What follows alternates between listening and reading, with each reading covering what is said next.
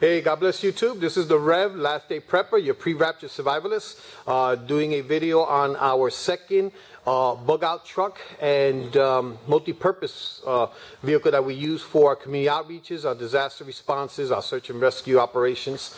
So we did our first video on the International that we called the Mad Max. Check that one out, really cool.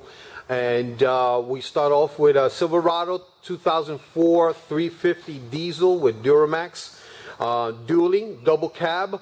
Really important because you're taking in a team of volunteers with you, and you're with the dually pulling the big trailers, the 40-footers, the mobile command unit, the field kitchen. So you got to have a little oomph. We start off with adding onto it hazard lights because normally when we go to disaster sites, there's no lights and stuff. Every little bit helps. We added a 100-gallon fuel tank, just like the other truck, but we added 2 more fuel tanks. You have to have enough fuel to get in and out of the hot zone. So we got lazy and got a electric pump on it.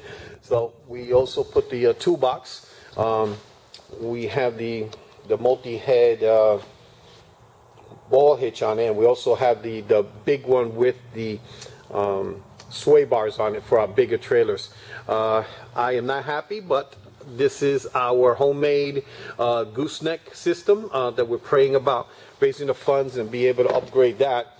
The toolbox is set up like everyone's car should be set up, probably a little bit more, where we have your basic, fuels, oil, transmission fluid, brake fluid, the fluids that you need if you're stuck on the road. Jumper cables means to take out fuel out of trailers or vehicles. Straps. We have. I get a lot of calls from people needing help. This is the kit to be able to break into a car when they leave their keys inside. A lot of come along and a lot of crowbars. When you get to ground zero, sometimes there's things that you have to that you need to be able to get to things. A lot of chain, as you see here. The thing with chains is that when we go out and deploy, we normally go with a lot of generators and a lot of fuel, 5-gallon fuel containers, so we have to chain everything up. So a lot of tools. Your basics, everything from flat fixing to extra fuses, and some stuff to help with electrical. Okay, lots of lock like you see there. That was a big thing for Katrina and Charlie. We had a lot of generators, a lot of fuel, 5-gallon fuel tanks out there. This is the bag, emergency bag that I always keep in the car. And this is something good for everyone to think about having, and I'm going to do a video on it. Just a bag in the event you never know. You're on the freeway, you're on your way to something, there's an accident. I've had a couple of times where they've had to get the helicopters to come and remove injured people and be stuck for hours. So just having basic water.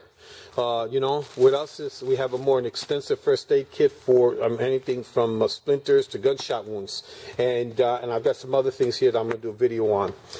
You got to have your snap-on toolbox, right? And that one I like it like that because I can go ahead and take it in my shop and and have it in the truck wherever I need it. I normally keep the back empty like this for donation pickups and everything, but I easily have access to a long sleeve shirt. So this way, after church or something with a meeting where I'm dressed and I have to change the oil, change a tire or something, have that, not to mess up your clothes. I have this here, brand new, never used, in case you're stuck somewhere and you can't use the restroom. You have that. Inside, I have the road hazard vest on, so that's good in case you got to change flat tire or something. Got your basic Rambo.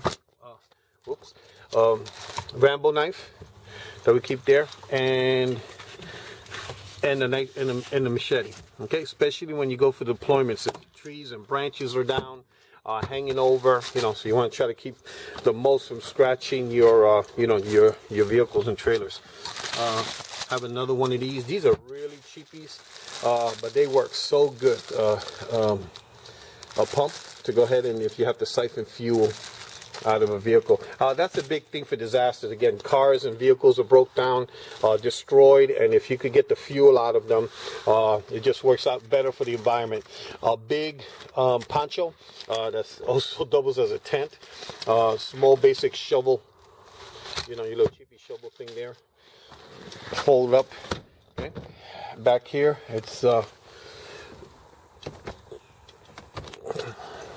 stuff that I keep in the car all the time. If I ever have to abandon the vehicle, and I sort of like the bags I have to carry, this is more realistic for me to have. It's a luggage carrier, so I can go ahead, instead of trying to carry by hand, I can go ahead and use that. Trash bags, gloves, another tarp. This is a bag that I keep here that opens up into a bigger bag, so that if you have to abandon the truck, you can go ahead and grab some of the stuff you want to carry it. This is one of my best investments I've ever made in mobile ministry.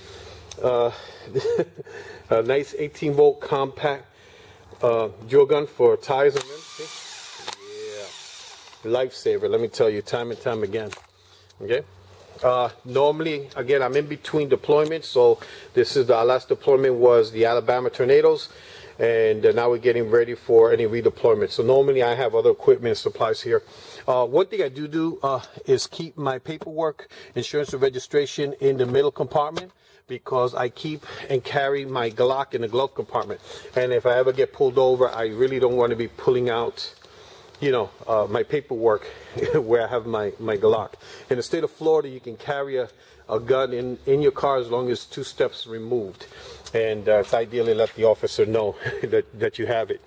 Okay, in the back here, on the other side, this is something nice. I always carry a few of these ready wash. It's a heating system, towelettes, adult specifically made for showering. I wish I had this at Katrina and Charlie, but we do give these out to our homeless outreach camps and to our first responders that we partner with when we deploy. So we have that, and then of course, you gotta have. I've got some more gloves for more volunteers. I have duct tape, right? Gotta have duct tape everywhere. And then I have miscellaneous connectors. So have to hook up the lighting for different traders or stuff we might pick up or help somebody move, you know. And flares, of course. Okay. And then the other thing.